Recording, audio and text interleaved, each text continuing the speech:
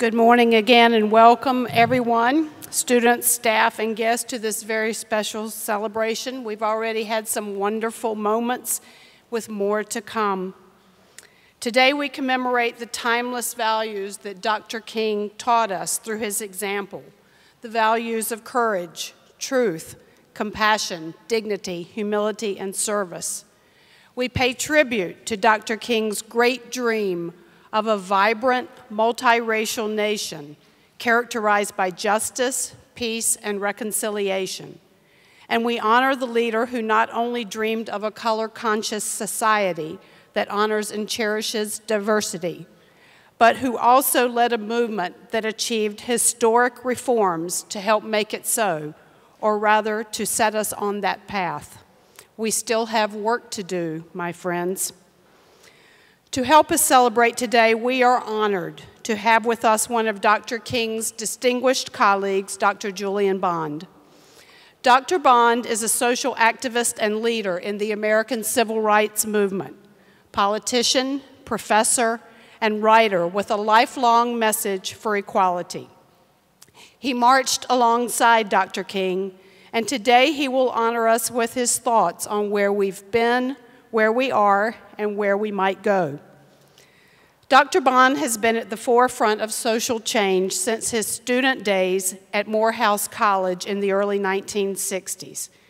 In 1960, he and other Atlanta University Center students organized the Committee on Appeal for Human Rights. The organization rallied hundreds of college students and garnered the support of veteran activists for picket lines, sit-ins, and boycotts.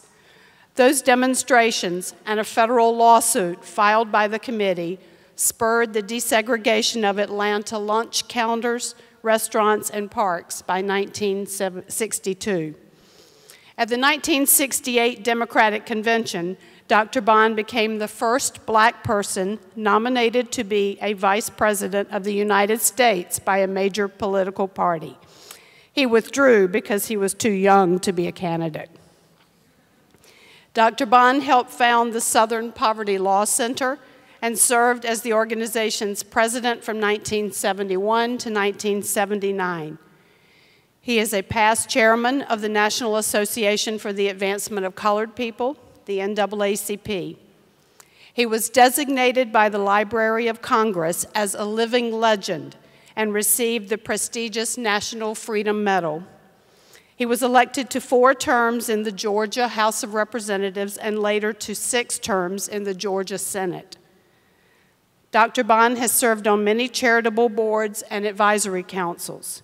He received the Civil Liberties Union Bill of Rights Awards of Massachusetts and Georgia, and holds 25 honorary degrees.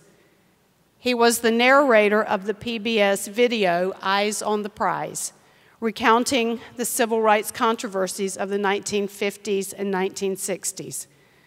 By the way, this is one of our program offerings later this afternoon.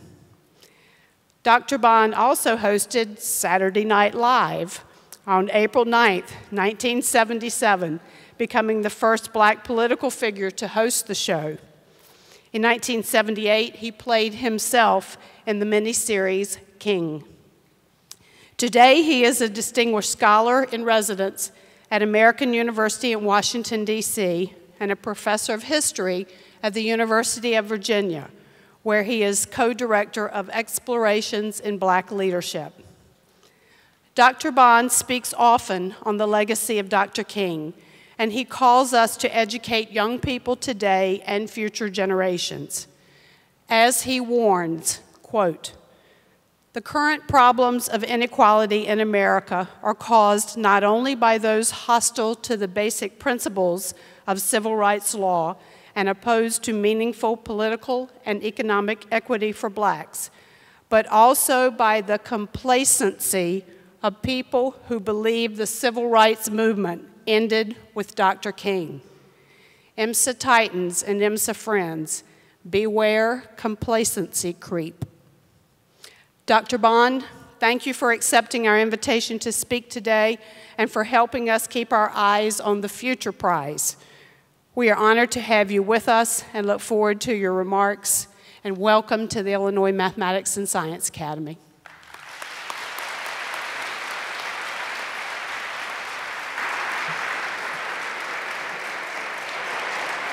Thank you.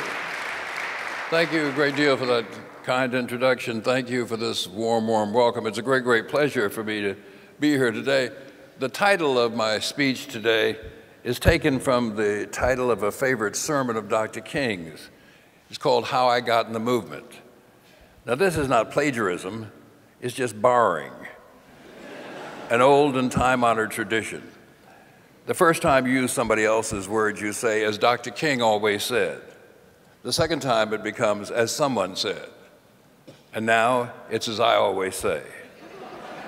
So here is How I Got in the Movement by Julian Bond, as I always say. I retired from teaching at the University of Virginia in May of 2012 and continue to teach today at American University and have taught at other campuses too. I am 74 years old as of the 14th and spent most of my early years in the South in rural Georgia and urban Atlanta.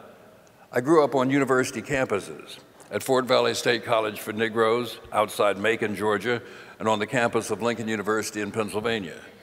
Now here's a photograph, and it better work. Oh.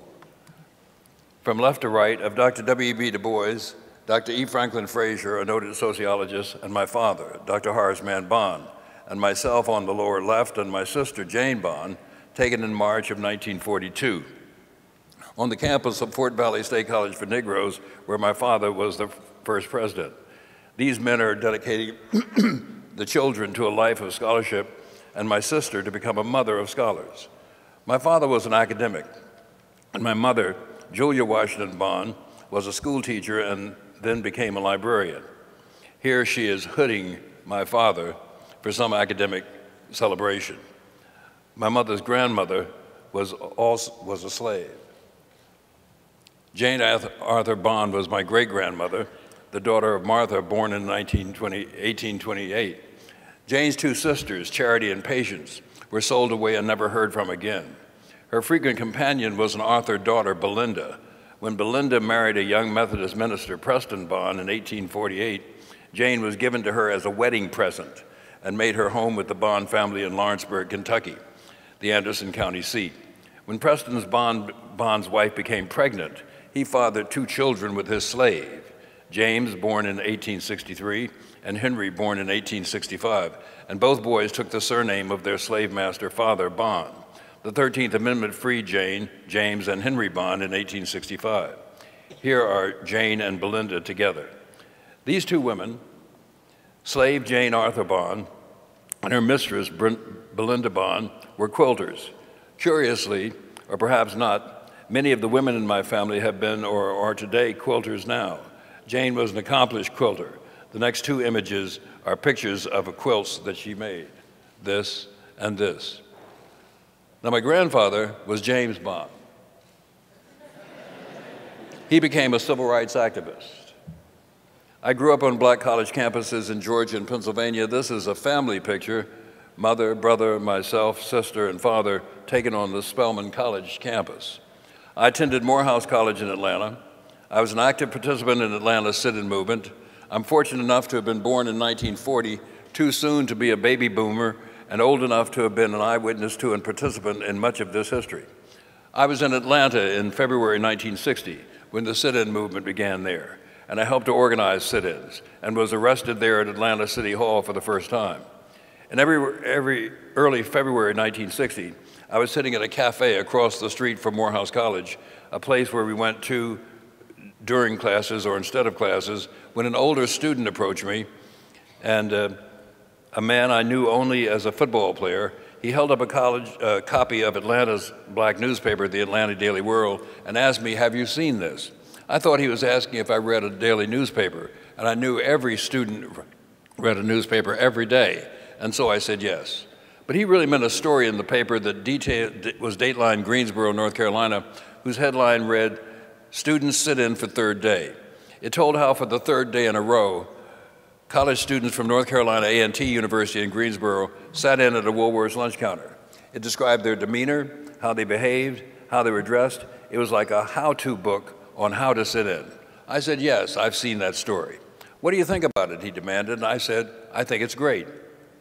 He said, then, don't you think we ought to make it here where we are in Atlanta? And before I could say, what do you mean, we? He said, you take this side of the cafe and I'll take the other side and we'll call a meeting.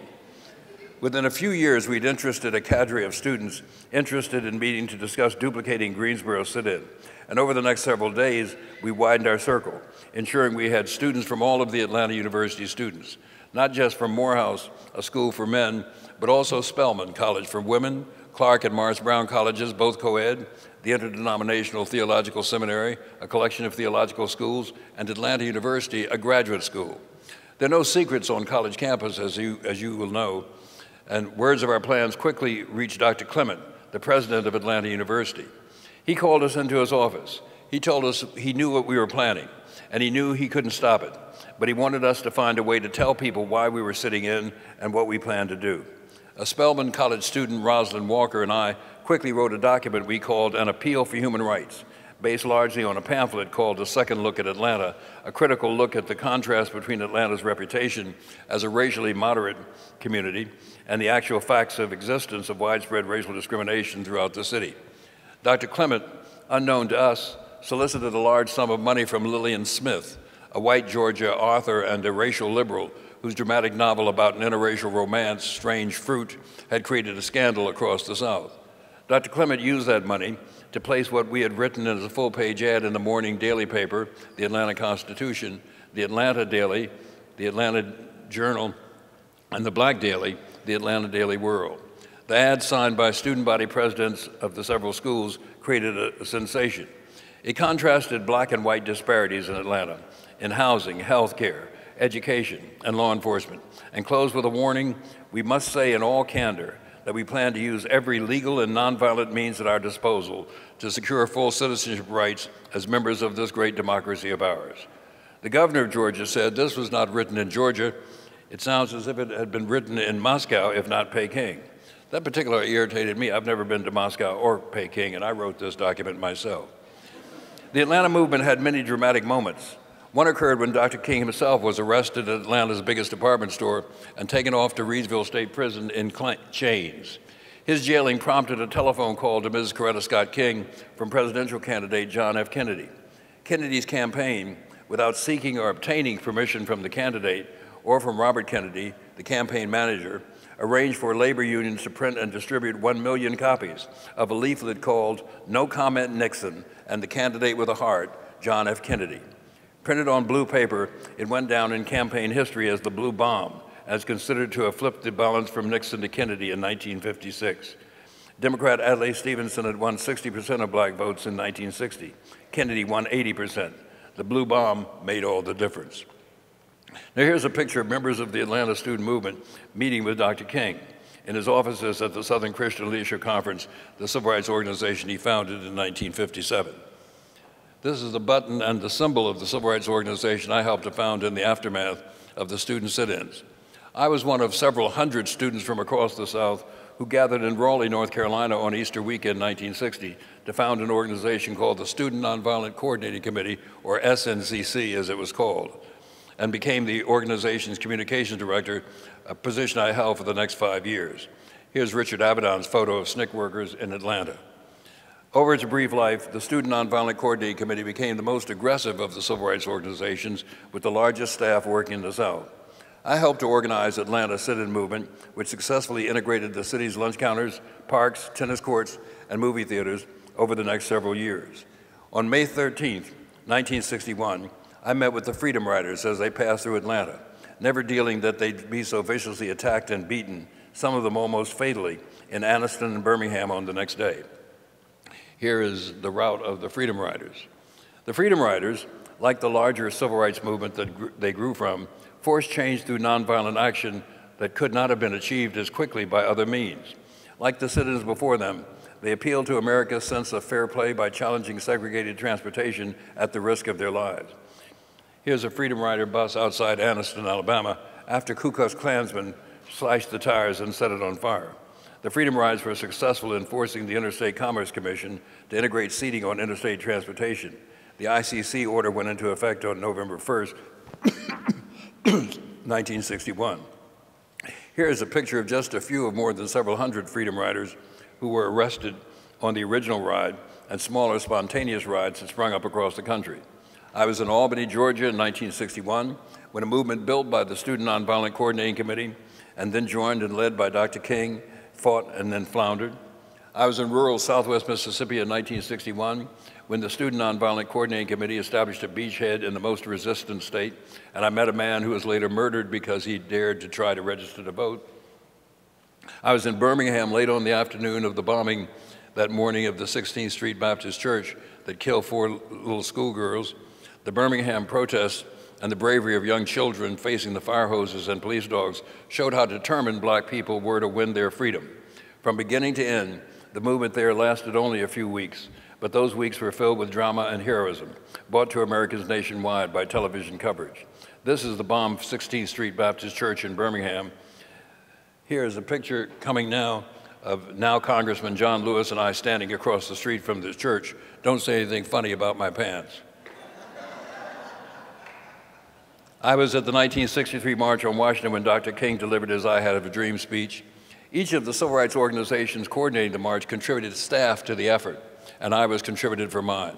The most venerable organization was the NAACP, founded in 1909, who provided their public relations director, Henry Lee Moon. His contribution seemed to me to be walking around making pronouncements.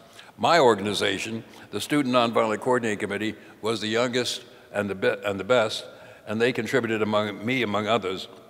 And part of my job was giving Coca-Cola to the movie stars. I'll forever remember giving a Coca-Cola to Sammy Davis Jr. and having him say, "Thanks, kid." Here's a picture of Sammy Davis Jr., who was a very popular entertainer of the time. On the left, an unnamed journalist in the middle, and the NAACP's executive director, Roy Wilkins, on the right. The March on Washington brought 250,000 people to the nation's capital, the largest protest demonstration held to that date. This peaceful assembly, the words of the many speakers, the dramatic rhetoric of Dr. King, convinced many of those watching on television of the justice of the marchers' goals. Here's a picture of people in the march. I'm visible in the far left of the photo. And here's another picture of me with SNCC people, primarily at the march. I was in Selma when that movement began in 1963, and in Montgomery in 1965 when the Selma and Montgomery marches arrived. The Selma marches culminated in the passage of the Voting Rights Act of 1965, thought by many to be the civil rights movement's most important legislative victory. It eliminated the arbitrary and discriminatory barriers to registration that had rendered Southern blacks politically impotent and arguably cleared the way for President Obama's election. Here's a picture of my brother, James Bond, and I, in the now long-gone Davis Brothers cafeteria in Selma, watching as Dr. King, the Reverend Ralph Abernathy, and King's brother, A.D. King, integrated the legislature. And in 1965, as the civil rights movement began to shift from confrontational protest tactics back to electoral strategies, I was elected to the Georgia House of Representatives. Here's a photo of the newly elected black legislators, the first to serve in Georgia since Reconstruction, chosen in a special election prompted by court-ordered reapportionment. And here's a picture of me looking sad and lonely as the legislature voted to expel me 184 to 12. I was expelled from the legislature because of my opposition to the war in Vietnam, and my seat declared vacant. I ran for the vacancy and I won that election and was expelled again.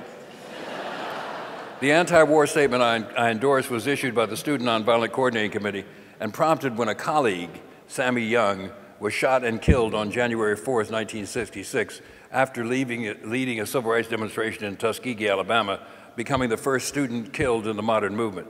He was a veteran who had lost one of his kidneys in Navy service, and as a consequence, he had to go to the bathroom more than most. When he tried to use the segregated bathroom at a white-owned gas station, the station owner shot him in the back and killed him. The irony of a man being killed because he lost a kidney in service to his country was just too great. One of my constituents, Dr. King, led a march on the Georgia State Capitol protesting my exclusion. Dr. King voted for me too. At least that's what he told me when this picture was taken. I ran a third time, and in the interval, the United States Supreme Court declared that the Georgia House was wrong to deny me my seat, and I served in the House and Senate for the next 20 years. My case was called Bond v. Floyd, and I was defended before the Supreme Court by my brother-in-law, Howard Moore, and attorney Leonard Boudin. Here's a picture of Attorney Moore and me watching the legislature's tote board as it became clear my colleagues were bound to throw me out. He went on to successfully defend activist Angela Davis and to marry my sister. At the Supreme Court, I sat just behind the bar where the lawyers sit to watch the argument with attorney Boudin's law partner, Victor Rabinowitz, and I still remember that when Justice Byron White interrupted the Attorney General of Georgia, Arthur Bolton. General Bolton was trying to argue that Georgia had a right to expel me. One of the justices, Byron White, known as Whizzer White, he had been a football player, the only Supreme Court justice who played professional football. He interrupted Attorney General Bolton and he said, "Is that all you have? You come all the way up here and this is all you have?" And I hunched my lawyer's partner. I said, "We're winning, aren't we?" He said, "Yes, we are," and we did 9-0. This is a great step forward for freedom of speech and the right of elected officials to express their thoughts. Here's some of my campaign literature. It wasn't all just movement activity. I was engaged in athletics too. I know you don't believe that. But even in boxing, I was the referee in a fight between Muhammad Ali and Atlanta Mayor Maynard Jackson, and I counted Ali out when Jackson knocked him out. Now, this was the last of three-round exhibition matches Ali fought that night.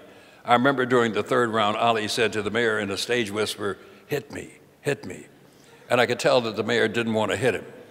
And then Ali threw a punch which stopped about a fraction of an inch from the mayor's face, and his eyes grew large. I could see his mind saying, "Maybe I better hit him."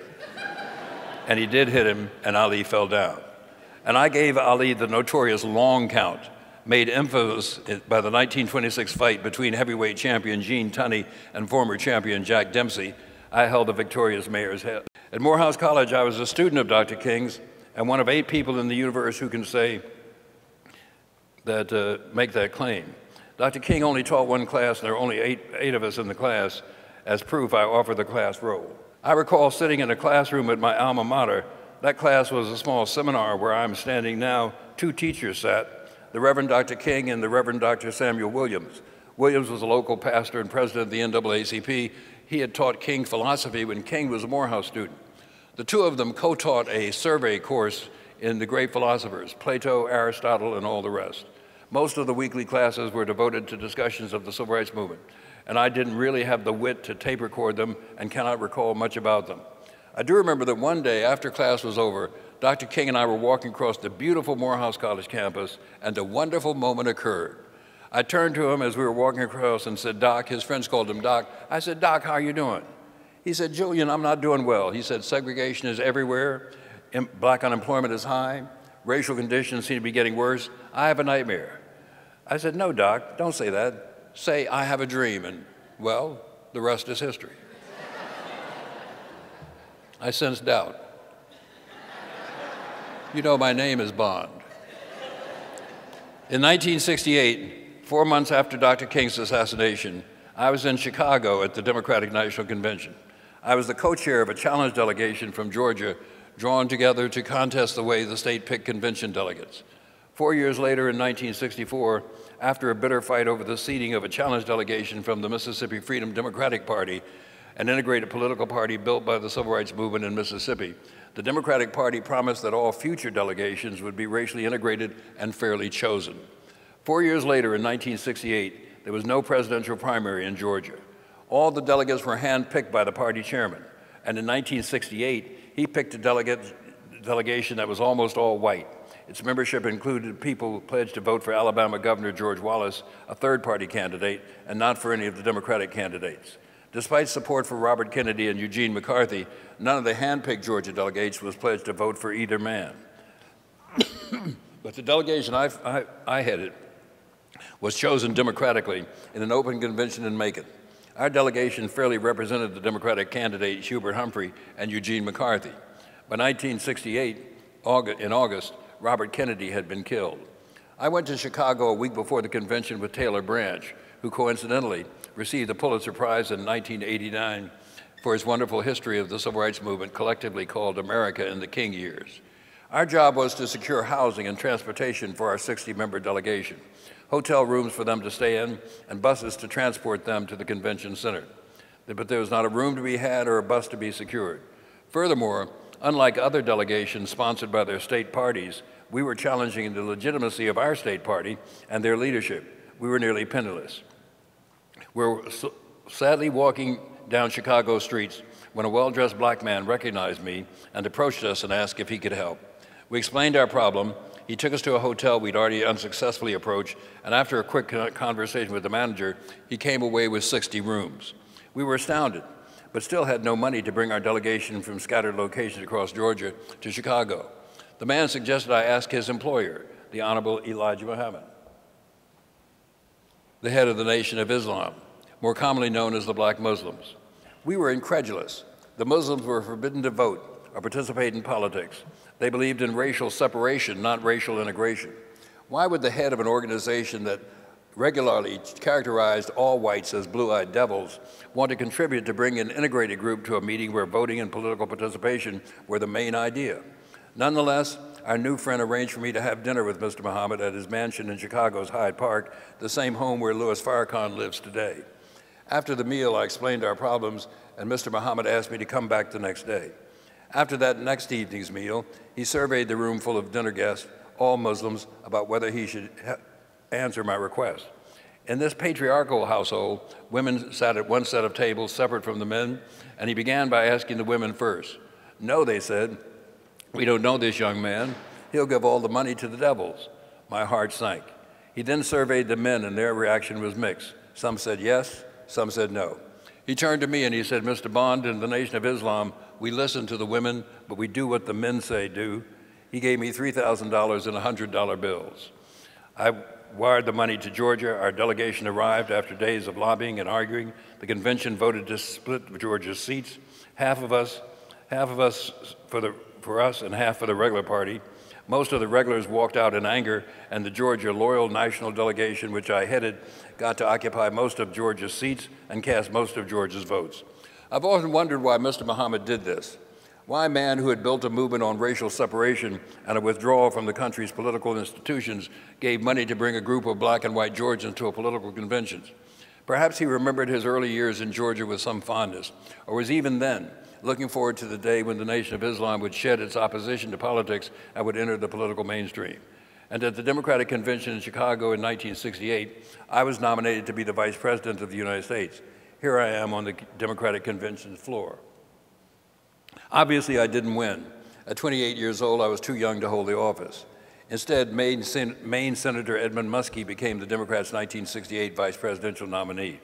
The convention ended in a police riot. Throughout all these years, the FBI has always been interested in me and whatever I did and reported on my activity. I worked for the Student Nonviolent Coordinating Committee, commonly called SNCC, from 1960 to 1965. Here are some of my colleagues. Here I am seeing off a bus of workers bound for Mississippi for Freedom Summer 1964, leaving Oxford, Ohio. Three of them, Mickey Schwerner, 24, James Chaney, 21, Andrew Goodman, 20, once back in Mississippi, were chased down by members of the Ku Klux Klan, murdered, and buried in an earthen dam. Whoop, we don't have that. That was the tragedy of 1964. The triumph was the passage that same year of the Civil Rights Act of 1964, whose 50th anniversary we celebrate this year. I'm going to show you some pictures from my activities presented in no particular order. Here I am at a peace rally in New York in 1966. Here I am when I hosted Saturday Night Live. You may not remember, but it used to be a comedy show. Here with me, left or right, are Garrett Morris, Dan Aykroyd, and Lorne Michaels. And here I am on a skit with Garrett Morris. And Atlanta Mayor Maynard Jackson, director Melvin Van Peebles, and myself and Richard Pryor on the set of the movie Grease Lightning. Here I am on a television ad speaking for marriage equality. And with poetess Nikki Giovanni in the dedication of the Virginia Civil Rights Memorial. And with my good friend, Texas Governor Rick Perry. And years ago, here I am with my friend, segregationist Georgia Governor Lester Maddox. Here I am at an anniversary remembrance of the killings at Kent State. And here I am with my good friend, John McCain. And here I am with my lovely wife. You know, I wonder if people say that, does this person have an ugly wife? But anyway, this is my lovely wife. Here's a picture of me with my good friend George Bush. Here I am with my good friend Nelson Mandela. And last but certainly not least, here I am with my good friend Barack Obama. Oh no, that's my good friend. That's my good friend Tyra Banks. And just before we went on the stage, she said to me, she said, "You think I should show them some leg?" And I said, "Yes, I think so." And she did. But now, we hope, here's me with my good friend Barack Obama. Now, race, however old or recent, is still with us today. It can be seen everywhere around us. We can see it in our daily lives and in the daily newspapers. Almost every social indicator, from birth to death, reflects black-white disparities. Infant mortality rates are 134% higher for blacks. Chances at imprisonment are 570% higher. Rates of death from homicide are 493% higher. Lack of health insurance, 33% more likely. The proportion with a college degree, 53% lower. And the average white American will live 4 years longer than the average black American. So the history is very much with us, affecting our politics and affecting our lives in many ways. No one is immune for it. We are a very different country today from when I was beckoned into the civil rights movement. But that's only because thousands upon thousands of Americans put their bodies on the line for freedom and justice. The civil rights movement I'm so proud to have served in was made up of mostly ordinary people who were called upon to do extraordinary things. Remember, Dr. King didn't march from Selma to Montgomery by himself. There were thousands marching with him, and thousands before him, and thousands more who did the dirty work that made the march and the movement a success. Dr. King didn't speak to an empty field at the March on Washington. There were thousands marching with him, thousands at his side, thousands more who were marching long before he was born. Remember them as you remember him. He dedicated his life to fighting for justice and peace, and we all ought to do the same. Thank you.